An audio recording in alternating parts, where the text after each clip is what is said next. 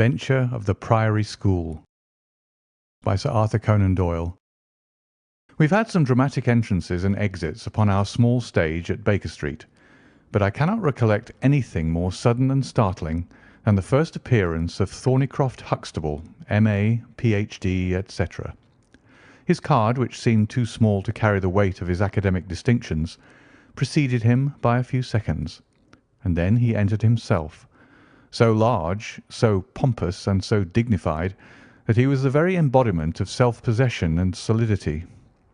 And yet his first action, when the door had closed behind him, was to stagger against a table, whence he slipped down upon the floor, and there was that majestic figure prostrate and insensible upon our bearskin hearth-rug.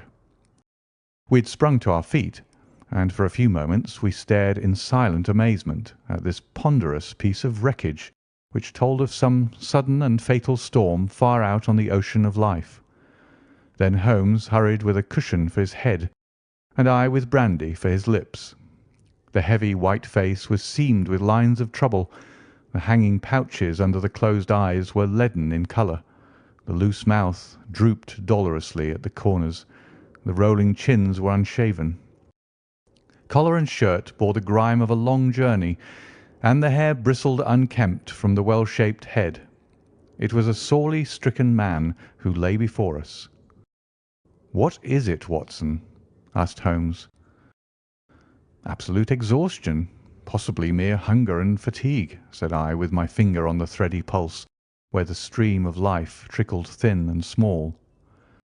"Return ticket from Mackleton in the north of England," said Holmes, drawing it from the watch pocket. "It is not 12 o'clock yet. He has certainly been an early starter." The puckered eyelids had begun to quiver, and now a pair of vacant grey eyes looked up at us. An instant later the man had scrambled onto his feet, his face crimson with shame. "Forgive this weakness, Mr. Holmes. I have been a little overwrought. Thank you. If I might have a glass of milk and a biscuit, I have no doubt that I should be better. I came personally, Mr. Holmes, in order to ensure that you would return with me. I feared that no telegram would convince you of the absolute urgency of the case." "When you are quite restored—" "I am quite well again. I cannot imagine how I came to be so weak. I wish you, Mr. Holmes, to come to Mackleton with me by the next train." My friend shook his head. "My colleague, Dr. Watson, could tell you that we are very busy at present. I am retained in this case of the Ferrers documents, and the Abergavenny murder is coming up for trial. Only a very important issue could call me from London at present." "Important?" Our visitor threw up his hands. "Have you heard nothing of the abduction of the only son of the Duke of Holdernesse?" "What, the late Cabinet Minister?" "Exactly. We had tried to keep it out of the papers, but there was some rumour in the Globe last night. I thought it might have reached your ears." Holmes shot out his long, thin arm and picked out volume H in his encyclopaedia of reference. "Holdernesse, 6th Duke, K.G., P.C. Half the alphabet. Baron Beverley, Earl of Carston. Dear me, what a list. Lord Lieutenant of Hallamshire since 1900. Married Edith, daughter of Sir Charles Appledore, 1888. Heir and only child, Lord Saltire. Owns about 250,000 acres. Minerals in Lancashire and Wales. Address, Carlton House Terrace, Holdernesse Hall, Hallamshire. Carston Castle, Bangor, Wales. Lord of the Admiralty, 1872. Chief Secretary of State for— Well, this man is certainly one of the greatest subjects of the Crown." "The greatest and perhaps the wealthiest. I am aware, Mr. Holmes, that you take a very high line in professional matters, and that you are prepared to work for the work's sake. I may tell you, however, that his Grace has already intimated that a cheque for £5,000 will be handed over to the person who can tell him where his son is, and another 1,000 to him who can name the man or men who have taken him." "It is a princely offer," said Holmes. "Watson, I think that we shall accompany Dr. Huxtable back to the north of England. And now, Dr. Huxtable, when you have consumed that milk, you will kindly tell me what has happened, when it happened, how it happened, and finally what Dr. Thorneycroft Huxtable of the Priory School near Mackleton has to do with the matter, and why he comes 3 days after an event, the state of your chin gives the date, to ask for my humble services. Our visitor had consumed his milk and biscuits. The light had come back to his eyes and the colour to his cheeks as he set himself with great vigour and lucidity to explain the situation. "I must inform you, gentlemen, that the Priory is a preparatory school, of which I am the founder and principal. Huxtable's sidelights on Horace may possibly recall my name to your memories. The Priory is, without exception, the best and most select preparatory school in England. Lord Leverstoke, the Earl of Blackwater, Sir Cathcart Soames, they all have entrusted their sons to me, but I felt that my school had reached its zenith when weeks ago the Duke of Holdernesse sent Mr. James Wilder, his secretary, with intimation that young Lord Saltire, 10 years old, his only son and heir, was about to be committed to my charge. Little did I think that this would be the prelude to the most crushing misfortune of my life. On May 1st the boy arrived, that being the beginning of the summer term. He was a charming youth, and he soon fell into our ways. I may tell you, I trust that I am not indiscreet, but half-confidence are absurd in such a case, that he was not entirely happy at home. It is an open secret that the Duke's married life had not been a peaceful one, and the matter had ended in a separation by mutual consent, the Duchess taking up her residence in the south of France. This had occurred very shortly before, and the boy's sympathies are known to have been strongly with his mother. He moped after her departure from Holdernesse Hall, and it was for this reason that the Duke desired to send him to my establishment. In a fortnight the boy was quite at home with us, and was apparently absolutely happy. He was last seen on the night of May 13th, that is, the night of last Monday. His room was on the second floor, and was approached through another large room in which 2 boys were sleeping. These boys saw and heard nothing, so that it is certain that young Saltire did not pass out that way. His window was open, and there is a stout ivy plant leading to the ground. We could trace no footmarks below, but it is sure that this is the only possible exit. His absence was discovered at 7 o'clock on Tuesday morning. His bed had been slept in. He had dressed himself fully before going off in his usual school suit of black Eton jacket and dark grey trousers. There were no signs that anyone had entered the room, and it is quite certain that anything in the nature of cries or a struggle would have been heard, since Caunter, the elder boy in the inner room, is a very light sleeper. When Lord Saltire's disappearance was discovered, I at once called a roll of the whole establishment, boys, masters, and servants. It was then that we ascertained that Lord Saltire had not been alone in his flight. Heidegger, the German master, was missing. His room was on the second floor, at the farther end of the building, facing the same way as Lord Saltire's. His bed had also been slept in, but he had apparently gone away partly dressed, since his shirt and socks were lying on the floor. He had undoubtedly let himself down by the ivy, for we could see the marks of his feet where he had landed on the lawn. His bicycle was kept in a small shed beside his lawn, and it also was gone.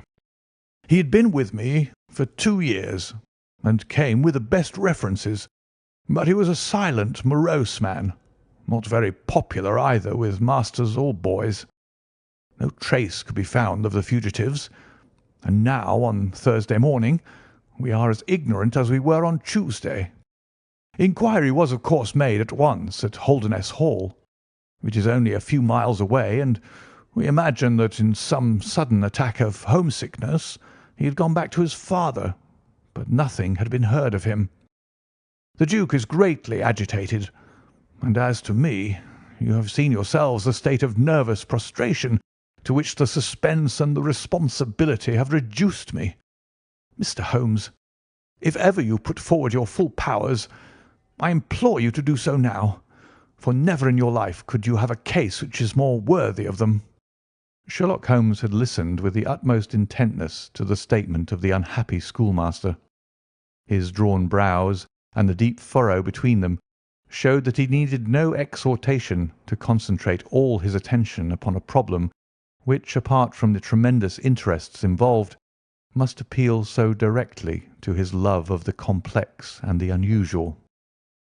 He now drew out his notebook and jotted down one or two memoranda. "You have been very remiss in not coming to me sooner," said he severely. "You start me on my investigation with a very serious handicap. It is conceivable, for example, that this ivy and this lawn would have yielded nothing to an expert observer." "I am not to blame, Mr. Holmes. His Grace was extremely desirous to avoid all public scandal. He was afraid of his family unhappiness being dragged before the world. He has a deep horror of anything of the kind." "But there has been some official investigation?" "Yes, sir, and it has proved most disappointing. An apparent clue was at once obtained, since a boy and a young man were reported to have been seen leaving a neighbouring station by an early train. Only last night we had news that the couple had been hunted down in Liverpool, and they proved to have no connection whatever with the matter in hand. Then it was that in my despair and disappointment, after a sleepless night, I came straight to you by the early train." "I suppose the local investigation was relaxed while this false clue was being followed up?" "It was entirely dropped." "So that 3 days have been wasted.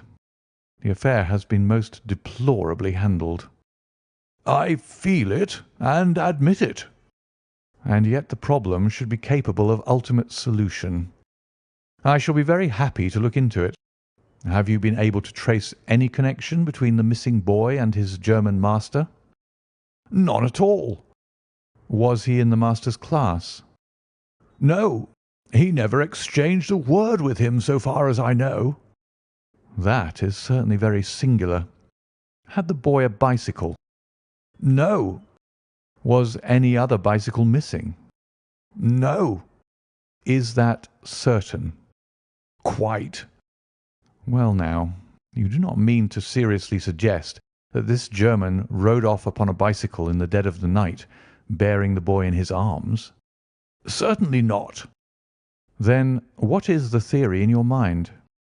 "The bicycle may have been a blind. It may have been hidden somewhere and the pair gone off on foot."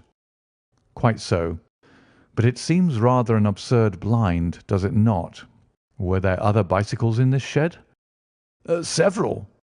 "Would he not have hidden a couple had he desired to give the idea that they had gone off upon them?" "I suppose he would." "Of course he would. The blind theory won't do. But the incident is an admirable starting point for an investigation. After all, a bicycle is not an easy thing to conceal or to destroy. One other question. Did anyone call to see the boy on the day before he disappeared?" "No." "Did he get any letters?" "Yes, one letter." "From whom?" "From his father." "Do you open the boy's letters?" "No." "How do you know it was from the father?" "The coat of arms was on the envelope, and it was addressed in the Duke's peculiarly stiff hand. Besides, the Duke remembers having written." "When had he a letter before that?" "Not for several days." "Had he ever one from France?" "No, never." "You see the point of my questions, of course. Either the boy was carried off by force, or he went of his own free will. In the latter case, you would expect that some prompting from outside would be needed to make so young a lad do such a thing. If he has had no visitors, that prompting must have come in letters. Hence I try to find out who were his correspondents." "I fear I cannot help you much. His only correspondent, so far as I know, was his own father."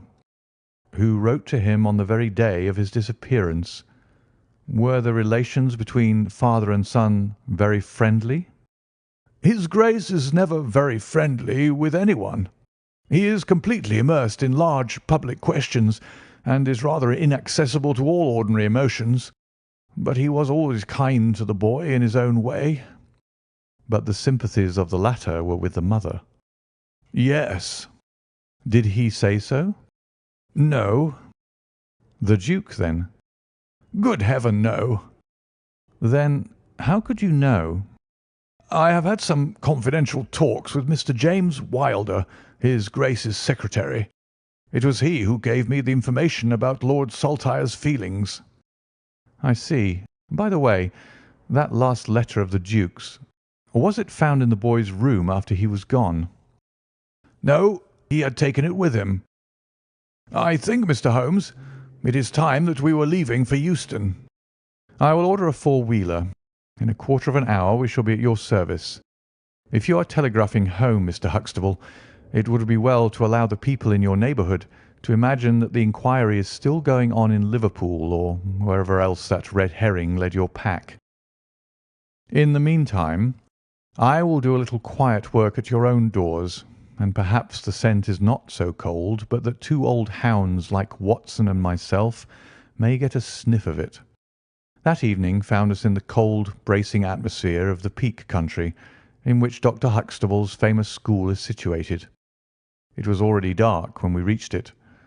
A card was lying on the hall table, and the butler whispered something to his master, who turned to us with agitation in every heavy feature. "The Duke is here," said he. "The Duke and Mr. Wilder are in the study. Come, gentlemen, and I will introduce you." I was, of course, familiar with the pictures of the famous statesman, but the man himself was very different from his representation. He was a tall and stately person, scrupulously dressed, with a drawn, thin face, and a nose which was grotesquely curved and long. His complexion was of a dead pallor, which was more startling by contrast with a long, dwindling beard of vivid red, which flowed down over his white waistcoat, with his watch-chain gleaming through its fringe. Such was the stately presence who looked stonily at us from the centre of Dr. Huxtable's hearth-rug. Beside him stood a very young man, whom I understood to be Wilder, the private secretary. He was small, nervous, alert, with intelligent light blue eyes and mobile features. It was he who at once, in an incisive and positive tone, opened the conversation. "I called this morning, Dr. Huxtable, too late to prevent you from starting to London. I learned that your object was to invite Mr. Sherlock Holmes to undertake the conduct of this case. His Grace is surprised, Dr. Huxtable, that you should have taken such a step without consulting him." "When I learned that the police had failed—" "His Grace is by no means convinced that the police have failed." "But surely Mr. Wilder—" "You are well aware, Dr. Huxtable, that his Grace is particularly anxious to avoid all public scandal. He prefers to take as few people as possible into his confidence." "The matter can be easily remedied," said the browbeaten doctor. "Mr. Sherlock Holmes can return to London by the morning train." "Hardly that, Doctor, hardly that," said Holmes in his blandest voice. "This northern air is invigorating and pleasant. So I propose to spend a few days upon your moors, and to occupy my mind as best I may. Whether I have the shelter of your roof or the village inn is, of course, for you to decide." I could see that the unfortunate doctor was in the last stage of indecision, from which he was rescued by the deep, sonorous voice of the red-bearded Duke, which boomed out like a dinner gong. "I agree with Mr. Wilder, Dr. Huxtable, that you have done wisely to consult me. But since Mr. Holmes has already been taken into your confidence, it would indeed be absurd that we should not avail ourselves of his services. Far from going to the inn, Mr. Holmes, I should be pleased if you would come and stay with me at Holdernesse Hall." "I thank your Grace. For the purposes of my investigation, I think that it would be wiser for me to remain at the scene of the mystery." "Just as you like, Mr. Holmes. Any information which Mr. Wilder or I can give you is, of course, at your disposal." "It will probably be necessary for me to see you at the Hall," said Holmes. "I would only ask you now, sir, whether you have formed any explanation in your own mind as to the mysterious disappearance of your son." "No, sir, I have not." "Excuse me if I allude to that which is painful to you, but I have no alternative. Do you think that the Duchess had anything to do with the matter?" The great minister showed perceptible hesitation. "I do not think so," he said at last. "The other most obvious explanation is that the child has been kidnapped for the purpose of levying ransom. You have not had any demand of the sort?" "No, sir." "One more question, your Grace. I understand that you wrote to your son upon the day when this incident occurred?" "No, I wrote upon the day before." "Exactly. But he received it on that day?" "Yes."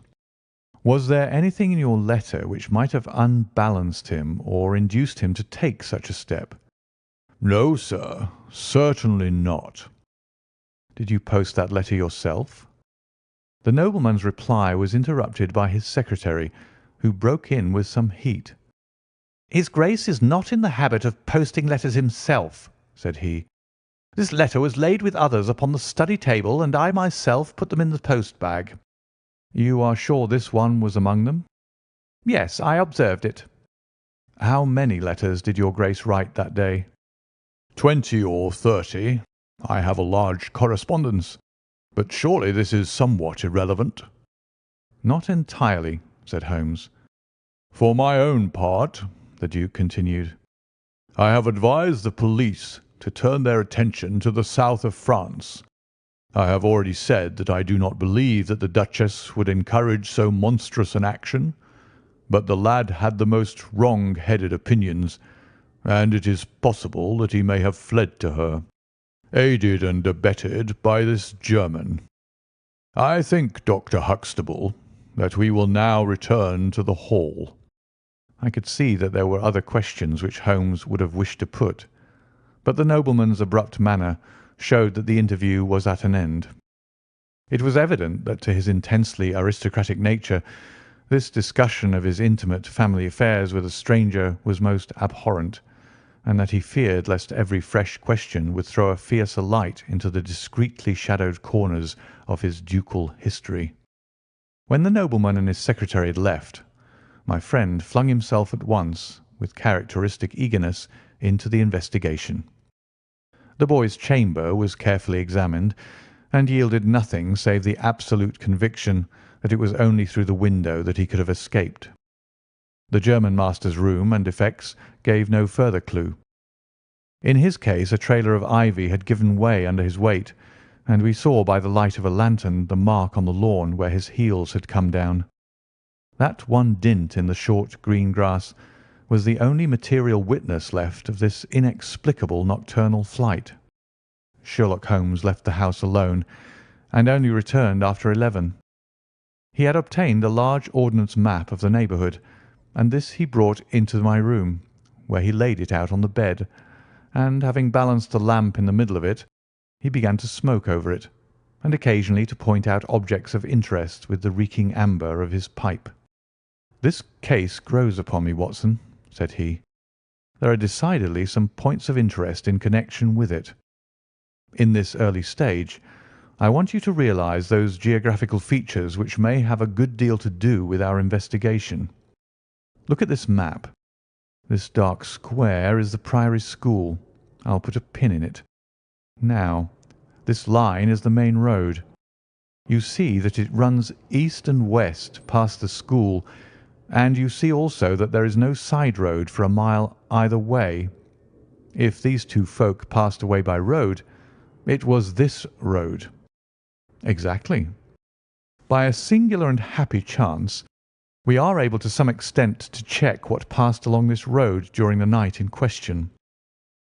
At this point, where my pipe is now resting, a county constable was on duty from 12 to 6.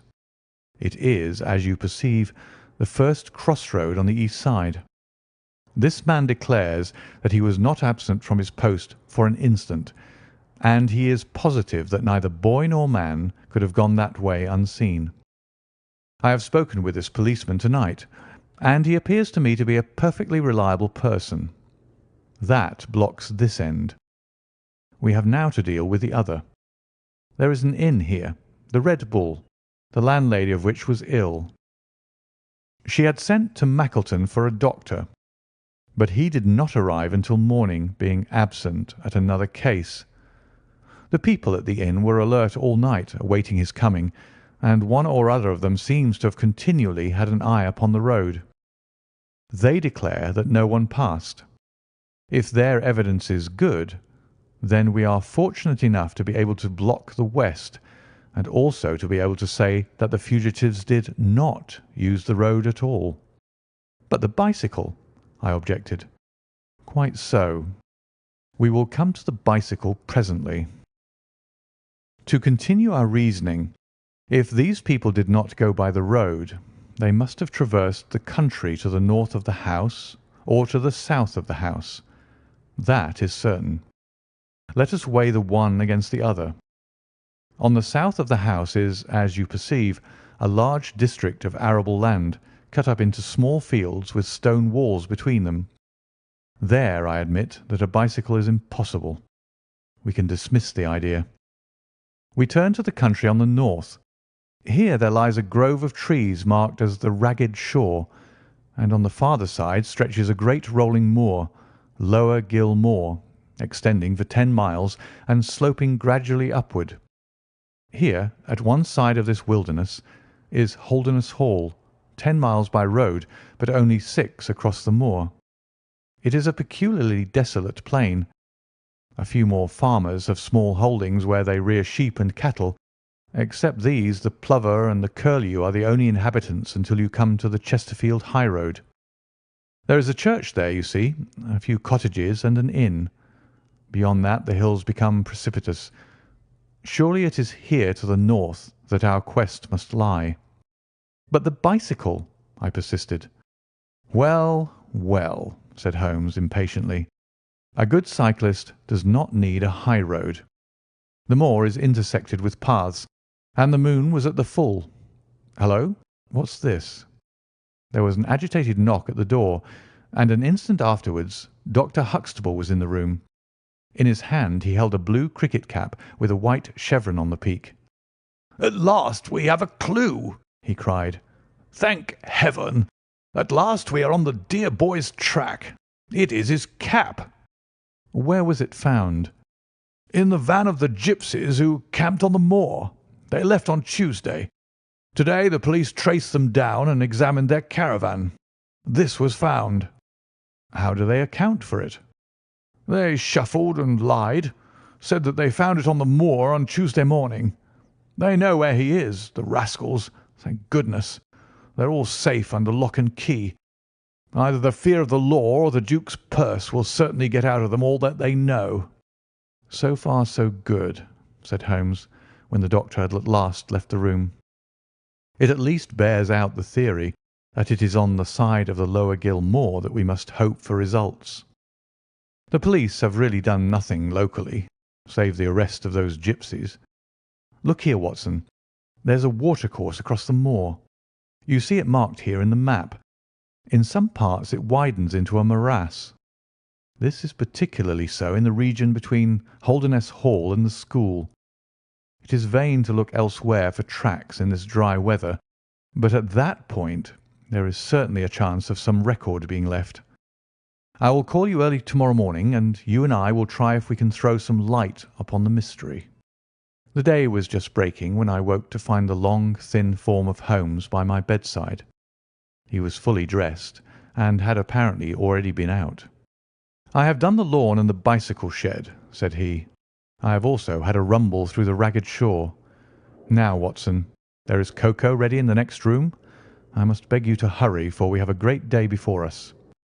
His eyes shone and his cheek was flushed with the exhilaration of the master workman who sees his work lie ready before him. A very different Holmes, this active, alert man, from the introspective and pallid dreamer of Baker Street. I felt, as I looked upon that supple figure, alive with nervous energy, that it was indeed a strenuous day that awaited us. And yet it opened in the blackest disappointment. With high hopes we struck across the peaty russet moor, intersected with 1,000 sheep paths, until we came to the broad light green belt which marked the morass between us and Holdernesse.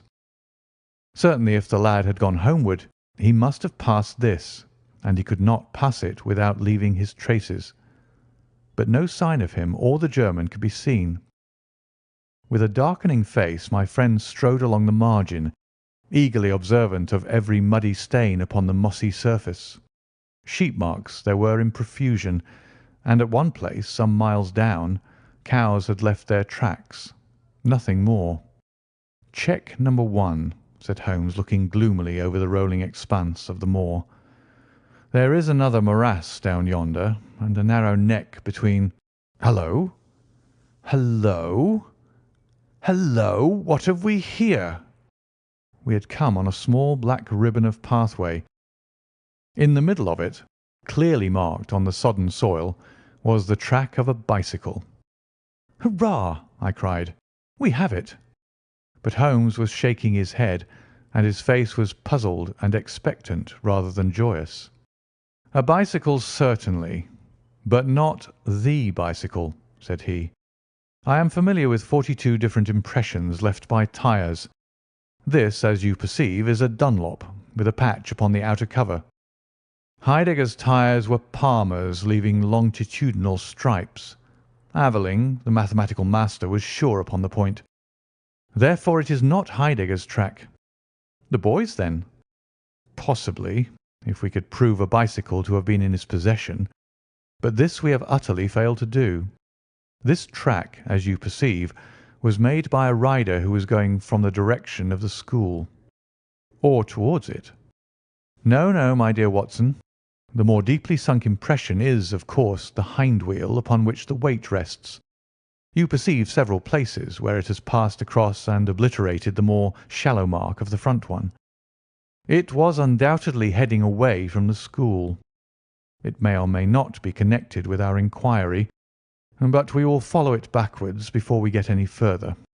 We did so, and at the end of a few hundred yards lost the tracks as we emerged from the boggy portion of the moor. Following the path backwards, we picked out another spot where a spring trickled across it.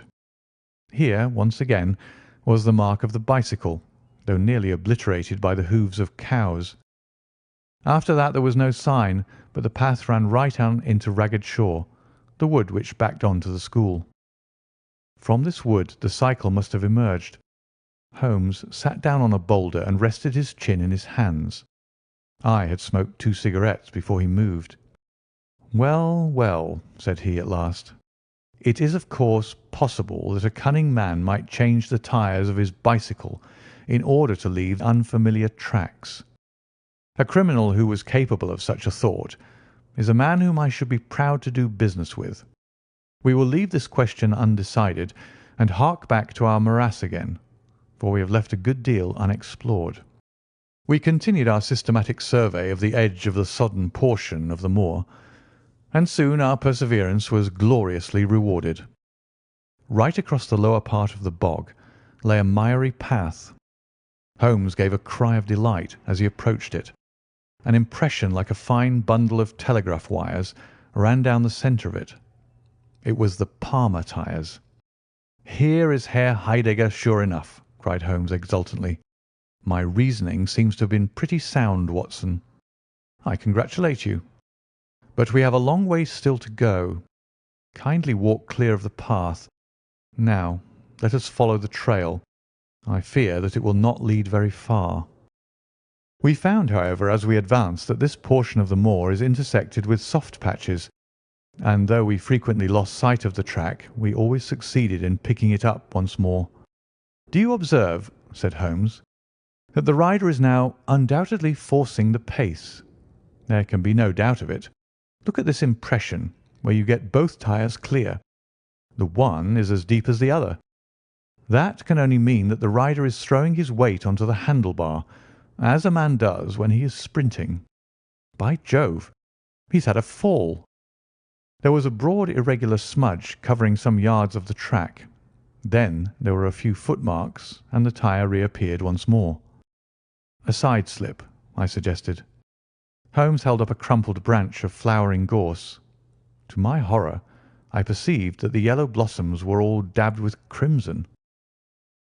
On the path, too, and among the heather, were dark stains of clotted blood. "Bad," said Holmes. "Bad.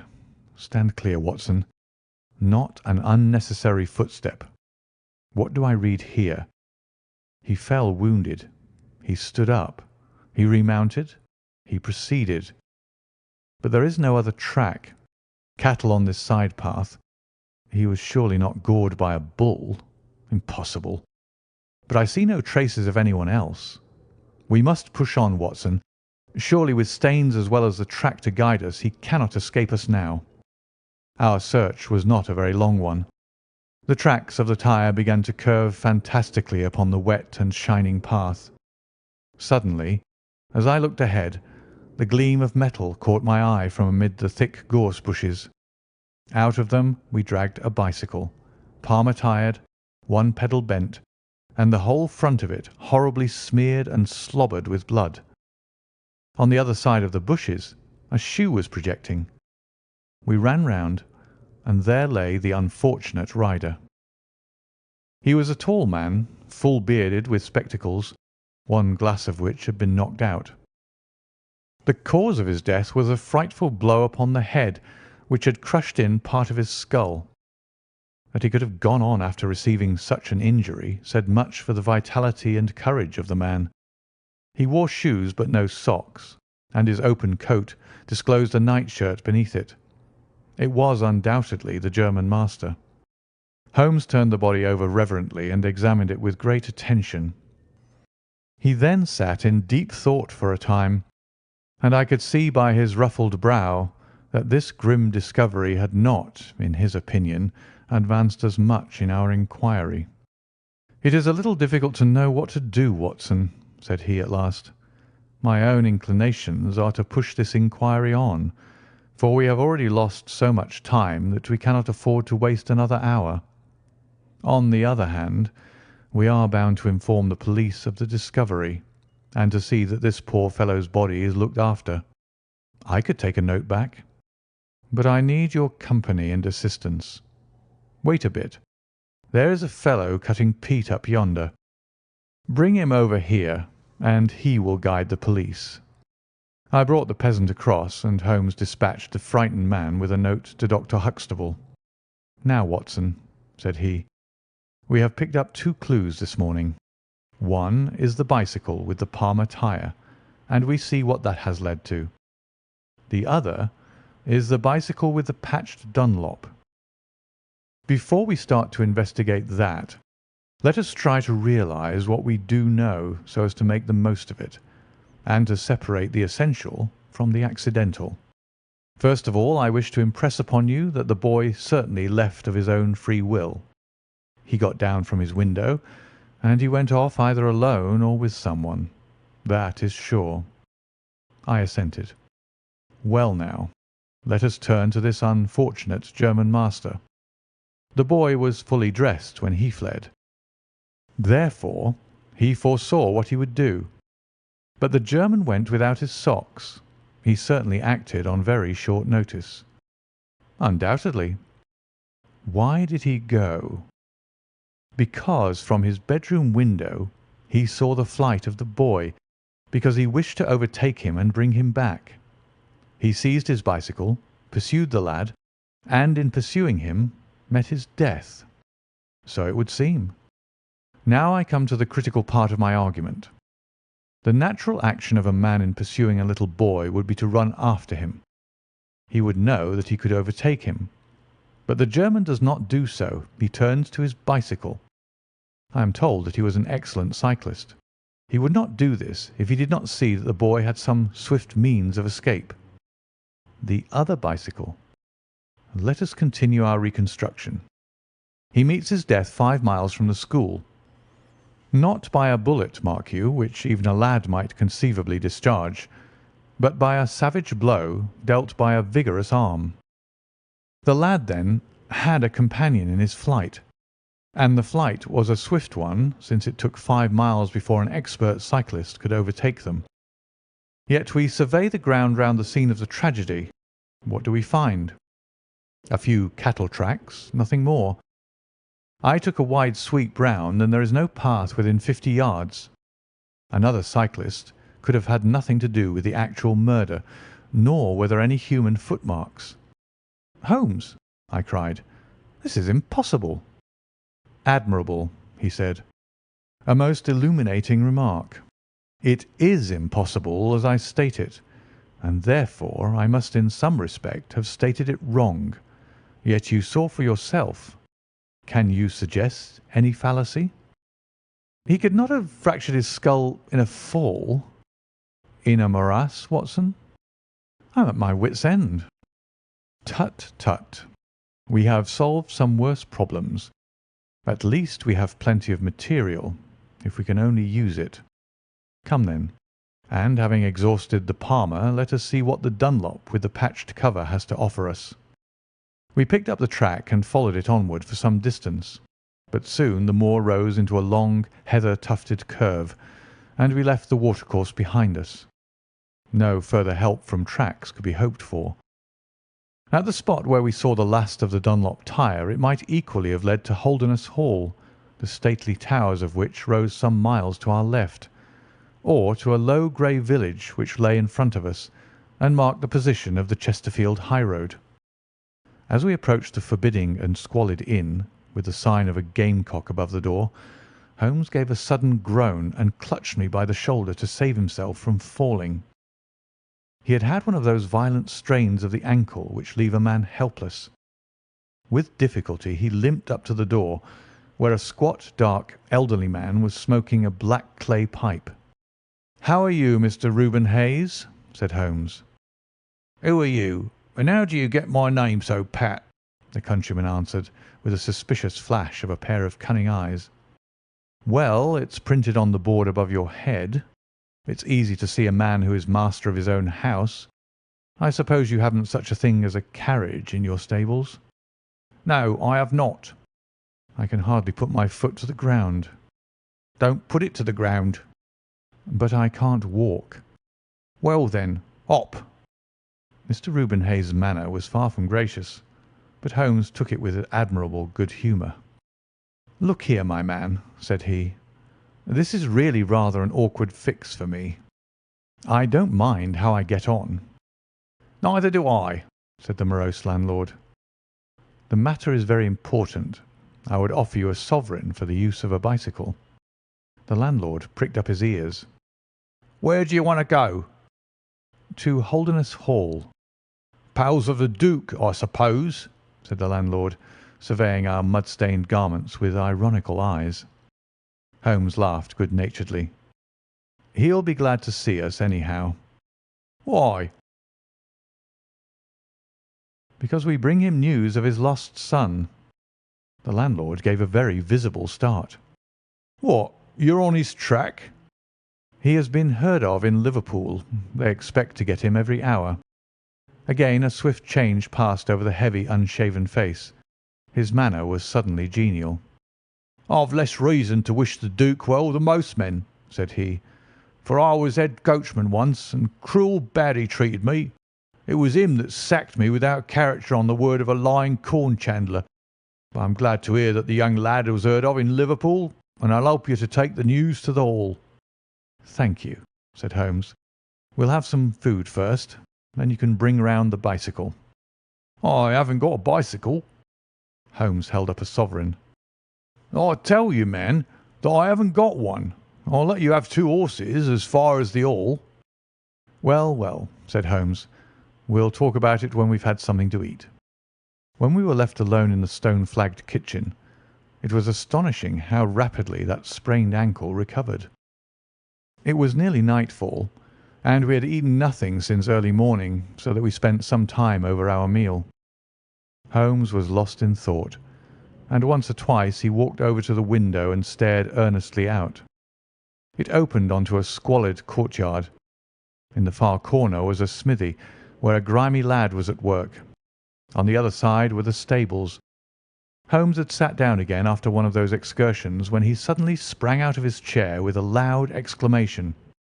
"By heaven, Watson, I believe that I've got it!" he cried. "Yes, yes, it must be so, Watson. Do you remember seeing any cow tracks to-day?" "Yes, several." "Where?" "Well, everywhere.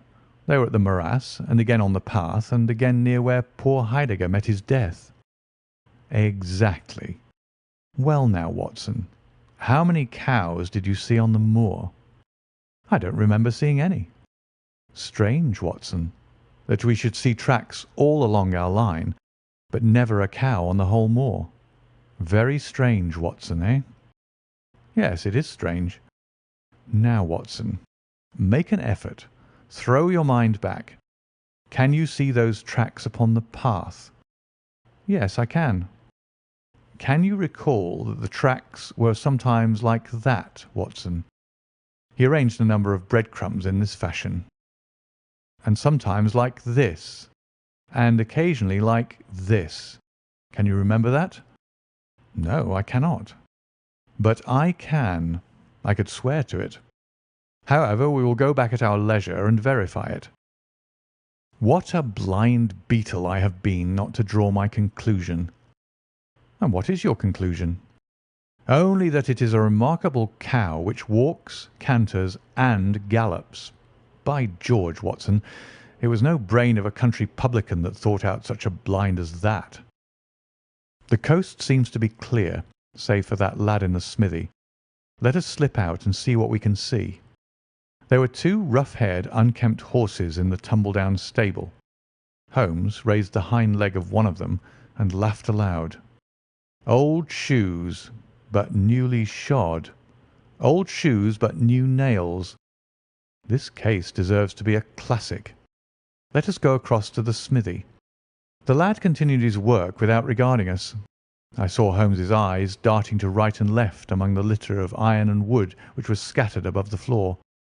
Suddenly, however, we heard a step behind us, and there was the landlord, his heavy eyebrows drawn over his savage eyes, his swarthy features convulsed with passion. He held a short, metal-headed stick in his hand, and he advanced in so menacing a fashion that I was right glad to feel the revolver in my pocket. "You infernal spies!" the man cried. "What are you doing here?" "Why, Mr. Reuben Hayes," said Holmes coolly, "one might think that you were afraid of our finding something out." The man mastered himself with a violent effort, and his grim mouth loosened into a false laugh, which was more menacing than his frown. "You're welcome to all you can find out in my smithy," said he. "But look here, mister, I don't care for folk poking about my place without my leave, so the sooner you pay your score and get out of this, the better I shall be pleased." "All right, Mr. Hayes, no harm meant," said Holmes. "We have been having a look at your horses, but I think I'll walk after all. It's not far, I believe." "Not more than 2 miles to the Allgates. That's the road to the left." He watched us with sullen eyes until we had left his premises. We did not go very far along the road, for Holmes stopped the instant that the curve hid us from the landlord's view. "We were warm, as the children say at that inn," said he. "I seem to grow colder every step that I take away from it. No, no, I can't possibly leave it." "I'm convinced," said I, "that this Reuben Hayes knows all about it. A more self-evident villain I never saw." "Oh, he impressed you in that way, did he? There are the horses, there is the smithy. Yes, it is an interesting place, this Fighting Cock. I think we shall have another look at it in an unobtrusive way." A long sloping hillside, dotted with grey limestone boulders, stretched behind us. We had turned off the road and were making our way up the hill when, looking in the direction of Holdernesse Hall, I saw a cyclist coming swiftly along. "Get down, Watson. cried Holmes with a heavy hand upon my shoulder. We had hardly sunk from view when the man flew past us on the road, amid a rolling cloud of dust. I caught a glimpse of a pale, agitated face, a face with horror in every lineament, the mouth open, the eyes staring wildly in front. It was like some strange caricature of the dapper James Wilder whom we had seen the night before. "The Duke's secretary!" cried Holmes. "Come, Watson, let us see what he does." We scrambled from rock to rock until in a few moments we had made our way to a point from which we could see the front door of the inn. Wilder's bicycle was leaning against the wall beside it. No one was moving about the house, nor could we catch a glimpse of any faces at the windows. Slowly the twilight crept down as the sun sank behind the high towers of Holdernesse Hall. Then in the gloom we saw the two side lamps of a trap light up in the stable yard of the inn, and shortly afterwards heard the rattle of hoofs as it wheeled out into the road and tore off at a furious pace in the direction of Chesterfield. "What do you make of that, Watson?" Holmes whispered. "It looks like a flight. A single man in a dog-cart, so far as I could see. Well, it certainly was not Mr. James Wilder, for there he is at the door." A red square of light had sprung out of the darkness. In the middle of it was the black figure of the secretary, his head advanced, peering out into the night. It was evident that he was expecting someone. Then at last there were steps in the road. A second figure was visible for an instant against the light. The door shut, and all was black once more. 5 minutes later a lamp was lit in a room upon the first floor. "It seems to be a curious class of custom that is done by the Fighting Cock," said Holmes. "The bar is on the other side." "Quite so. These are what one may call the private guests. Now, what in the world is Mr. James Wilder doing in that den at this hour of night, and who is the companion who comes to meet him there? Come, Watson, we must really take a risk and try to investigate this a little more closely." Together we stole down to the road and crept across to the door of the inn. The bicycle still leaned against the wall. Holmes struck a match and held it to the back wheel, and I heard him chuckle as the light fell upon a patched Dunlop tyre. Up above us was the lighted window. "I must have a peep through that, Watson. If you bend your back and support yourself upon the wall, I think that I can manage." An instant later his feet were on my shoulders, but he was hardly up before he was down again. "Come, my friend," said he, "our day's work has been quite long enough. I think that we have gathered all that we can. It's a long walk to the school, and the sooner we get started, the better." He hardly opened his lips during that weary trudge across the moor, nor would he enter the school when he reached it, but went on to Mackleton station, whence he could send some telegrams. Late at night I heard him consoling Dr. Huxtable, prostrated by the tragedy of his master's death, and later still he entered my room as alert and vigorous as he had been when he started in the morning. "All goes well, my friend," said he. "I promise that before tomorrow evening we shall have reached the solution of the mystery." At 11 o'clock next morning my friend and I were walking up the famous yew avenue of Holdernesse Hall.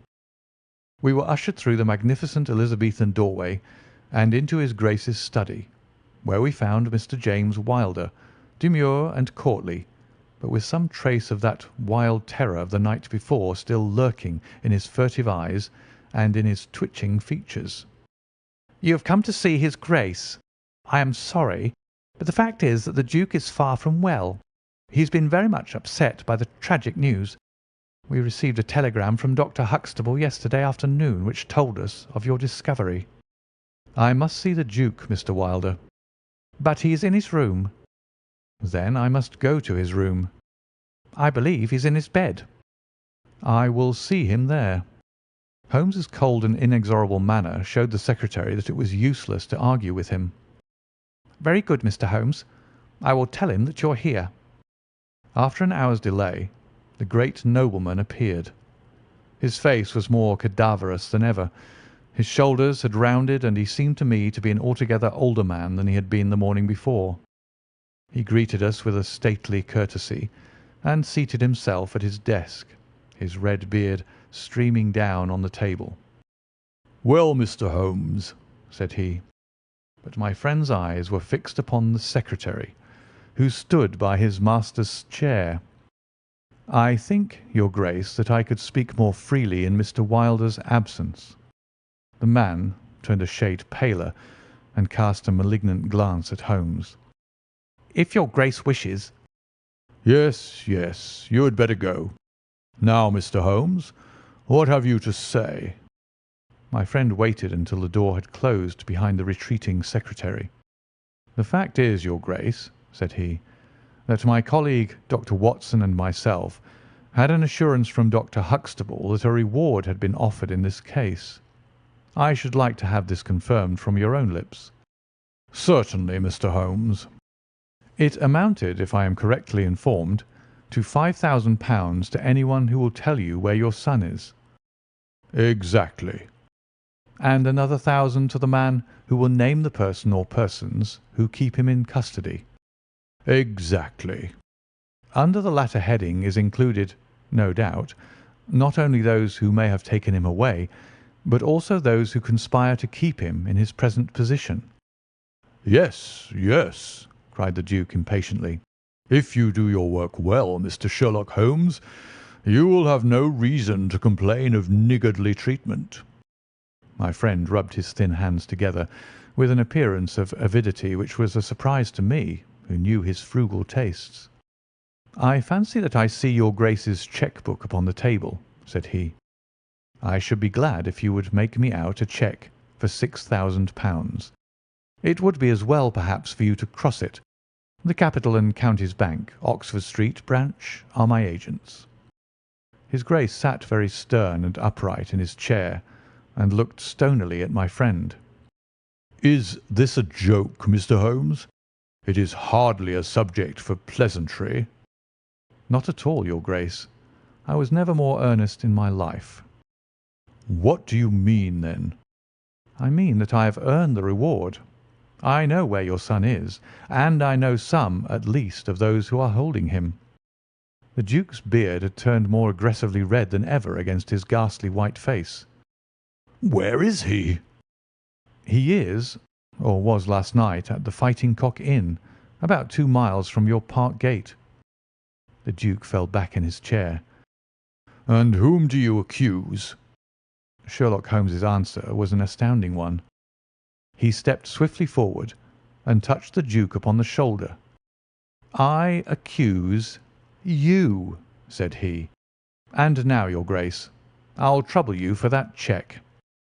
Never shall I forget the Duke's appearance as he sprang up and clawed with his hands like one who is sinking into an abyss. Then, with an extraordinary effort of aristocratic self-command, he sat down and sank his face in his hands. It was some minutes before he spoke. "How much do you know?" he asked at last without raising his head. "I saw you together last night." "Does anyone else besides your friend know?" "I have spoken to no one." The Duke took a pen in his quivering fingers and opened his cheque-book. "I shall be as good as my word, Mr. Holmes. I am about to write your cheque. However unwelcome the information which you have gained may be to me, when the offer was first made, I little thought the turn which events might take. But you and your friend are men of discretion, Mr. Holmes." "I hardly understand your Grace." "I must put it plainly, Mr. Holmes. If only you two know of this incident, there is no reason why it should go any farther. I think £12,000 is a sum that I owe you, is it not?" But Holmes smiled and shook his head. "I fear, your Grace, that matters can hardly be arranged so easily. There is the death of this schoolmaster to be accounted for." "But James knew nothing of that. You cannot hold him responsible for that. It was the work of this brutal ruffian whom he had the misfortune to employ." "I must take the view, your Grace, that when a man embarks upon a crime, he is morally guilty of any other crime which may spring from it." "Morally, Mr. Holmes, no doubt you are right, but surely not in the eyes of the law. A man cannot be condemned for a murder at which he was not present, and which he loathes and abhors as much as you do. The instant that he heard of it he made a complete confession to me, so filled was he with horror and remorse. He lost not an hour in breaking entirely with the murderer. Oh, Mr. Holmes, you must save him. You must save him. I tell you that you must save him." The Duke had dropped the last attempt at self-command and was pacing the room with a convulsed face and with his clenched hands raving in the air. At last he mastered himself and sat down once more at his desk. "I appreciate your conduct in coming here before you spoke to anyone else," said he. "At least we have to take counsel how far we can minimize this hideous scandal." "Exactly," said Holmes. "I think, your Grace, that this can only be done by absolute frankness between us. I am disposed to help your Grace to the best of my ability, but in order to do so I must understand to the last detail how the matter stands. I realise that your words applied to Mr. James Wilder, and that he is not the murderer." "No, the murderer has escaped." Sherlock Holmes smiled demurely. "Your Grace can hardly have heard of any small reputation which I possess, or you would not imagine that it is so easy to escape me. Mr. Reuben Hayes was arrested at Chesterfield on my information at 11 o'clock last night. I had a telegram from the head of the local police before I left the school this morning." The Duke leaned back in his chair and stared with amazement at my friend. "You seem to have powers that are hardly human," said he. "So, Reuben Hayes is taken. I am right glad to hear it, if it will not react upon the fate of James." "Your secretary?" "No, sir, my son." It was Holmes's turn to look astonished. "I confess that this is entirely new to me, your Grace. I must beg you to be more explicit." "I will conceal nothing from you. I agree with you that complete frankness, however painful it may be to me, is the best policy in this desperate situation to which James's folly and jealousy have reduced us. When I was a very young man, Mr. Holmes, I loved with such a love as comes only once in a lifetime. I offered the lady marriage, but she refused it on the grounds that such a match might mar my career. Had she lived, I would certainly never have married anyone else. She died and left this one child whom for her sake I have cherished and cared for. I could not acknowledge the paternity to the world, but I gave him the best of educations, and since he came to manhood I have kept him near my person. He surmised my secret, and was presumed ever since upon the claim which he has upon me, and upon his power of provoking a scandal which would be abhorrent to me. His presence had something to do with the unhappy issue of my marriage. Above all, he hated my young legitimate heir from the first, with a persistent hatred. You may well ask me why, under these circumstances, I still kept James under my roof. I answer that it was because I could see his mother's face in his, and that for her dear sake there was no end to my long suffering. All her pretty ways, too. There was not one of them which he could not suggest and bring back to my memory. I could not send him away, but I feared so much lest he should do Arthur, that is, Lord Saltire, a mischief, that I dispatched him for safety to Dr. Huxtable's school. James came into contact with this fellow Hayes, because the man was a tenant of mine, and James acted as agent. The fellow was a rascal from the beginning, but in some extraordinary way James became intimate with him. He had always a taste for low company. When James determined to kidnap Lord Saltire, it was of this man's service that he availed himself. You remember that I wrote to Arthur upon that last day? Well, James opened the letter and inserted a note asking Arthur to meet him in a little wood called the Ragged Shaw, which is near to the school. He used the Duchess's name, and in that way got the boy to come. That evening James bicycled over. I am telling you what he has himself confessed to me. And he told Arthur, whom he met in the wood, that his mother longed to see him, that she was awaiting him on the moor, and that if he would come back into the wood at midnight, he would find a man with a horse who would take him to her. Poor Arthur fell into the trap. He came to the appointment and found this fellow Hayes with a led pony. Arthur mounted, and they set off together. It appears, though this James only heard yesterday, that they were pursued, that Hayes struck the pursuer with his stick, and that the man died of his injuries. Hayes brought Arthur to his public house, the Fighting Cock, where he was confined in an upper room under the care of Mrs. Hayes, who is a kindly woman, but entirely under the control of her brutal husband. Well, Mr. Holmes, that was the state of affairs when I first saw you 2 days ago. I had no more idea of the truth than you. You will ask me what was James's motive in doing such a deed. I answer that there was a great deal which was unreasoning and fanatical in the hatred which he bore my heir. In his view, he should himself have been heir of all my estates, and he deeply resented those social laws which made it impossible.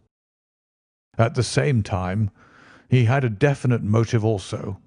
He was eager that I should break the entail, and he was of opinion that it lay in my power to do so. He intended to make a bargain with me, to restore Arthur if I would break the entail, and so make it possible for the estate to be left to him by will. He knew well that I should never willingly invoke the aid of the police against him. I say that he would have proposed such a bargain to me, but he did not actually do so, for events moved too quickly for him, and he had no time to put his plans into practice. What brought all this wicked scheme to wreck was your discovery of this man Heidegger's dead body. James was seized with horror at the news. It came to us yesterday as we sat together in this study. Dr. Huxtable had sent a telegram. James was so overwhelmed with grief and agitation that my suspicions, which had never been entirely absent, rose instantly to a certainty, and I taxed him with the deed. He made a complete voluntary confession. Then he implored me to keep his secret for 3 days longer, so as to give his wretched accomplice a chance of saving his guilty life. I yielded, as I have always yielded, to his prayers, and instantly James hurried off to the Fighting Cock to warn Hayes and give him the means of flight. I could not go there by daylight without provoking comment, but as soon as night fell I hurried off to see my dear Arthur.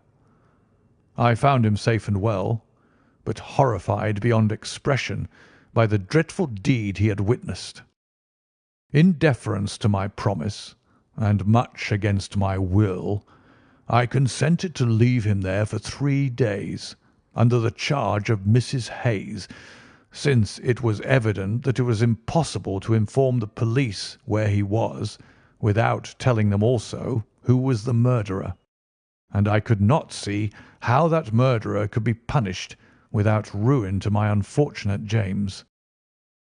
You asked for frankness, Mr. Holmes, and I have taken you at your word, for I have now told you everything without an attempt at circumlocution or concealment.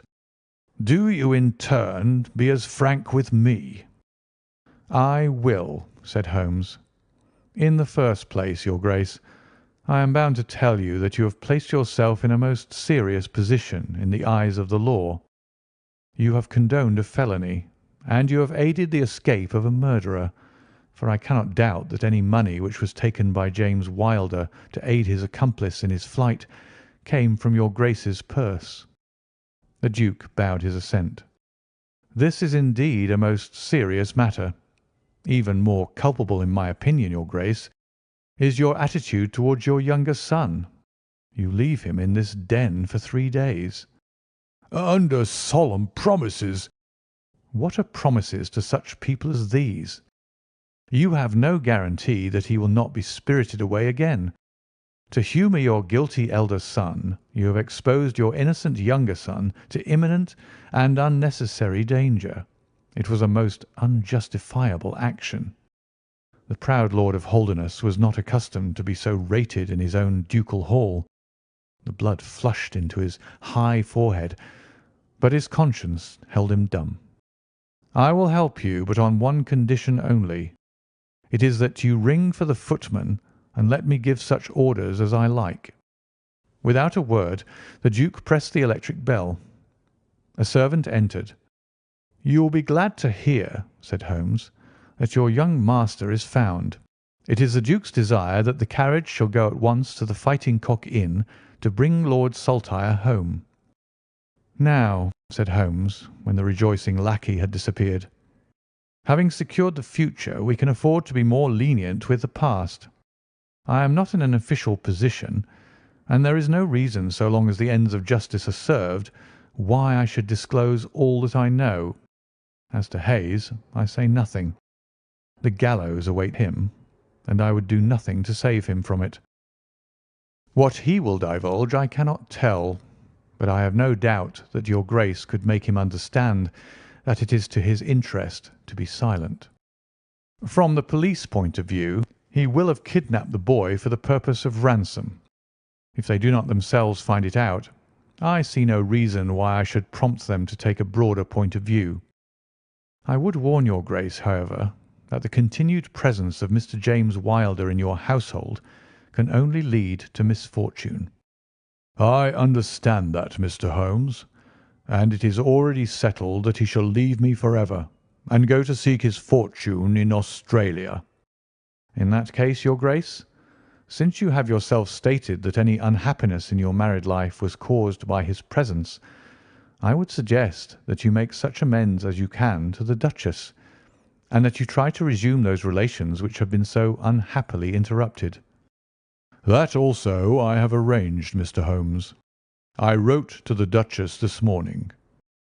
"In that case," said Holmes, rising, "I think that my friend and I can congratulate ourselves upon several most happy results from our little visit to the north.